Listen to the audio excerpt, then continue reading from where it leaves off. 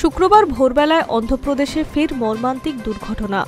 শুক্রবার সকালে চিন্তুরু ভদ্রাচলম রাস্তায় ৩৫ জন যাত্রী সহ একটি বেসরকারি বাস নিয়ন্ত্রণ হারিয়ে গভীর খাদে পড়ে যায়। দুর্ঘটনাস্থলেই মৃত্যু হয়েছে ৯ জনের, আহত বহু যাত্রী। তাদের উদ্ধার করে হাসপাতালে ভর্তি করা হয়েছে ইতিমধ্যেই।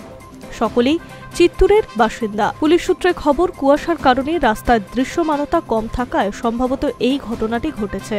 ভোর ৪টে বা ৫টা নাগাদ তুলসী পাকালু গ্রামের কাছে দুর্ঘটনাটি ঘটে। চিত্তুর এলাকা থেকে আসা ওই বাসটি ভদ্রাচলম মন্দিরের দর্শন সেরে অন্নবরমে ফিরছিল। হঠাৎই বাঁক নেওয়ার সময় বাসটি দুর্ঘটনার কবলে পড়ে। রাস্তা থেকে ছিটকে খাদে উল্টে যায় বাসটি। এএসআর জেলার জেলাশাসক দীনেশ কুমার জানিয়েছে, এখনো পর্যন্ত ৯ জনের মৃত্যুর খবর মিলেছে। আহতদের ভদ্রাচলম হাসপাতালে পাঠানো হয়েছে। স্থানীয় সূত্রে জানা গিয়েছে, প্রথমে ৭ জনকে চিত্তুরের কমিউনিটি হেলথ সেন্টারে নিয়ে যাওয়া হয়েছিল।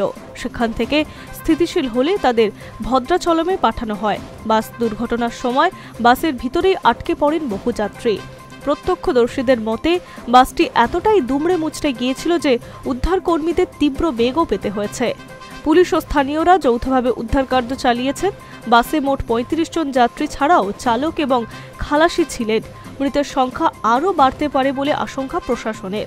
দুর্ঘটনায় শোক প্রকাশ করেছে প্রধানমন্ত্রী নরেন্দ্র মোদী। নিহতদের পরিবারের জন্য ২ লক্ষ টাকা করে এবং আহতদের জন্য ৫০,০০০ টাকা আর্থিক সাহায্যের ঘোষণা করেছে কেন্দ্র। Hi news network.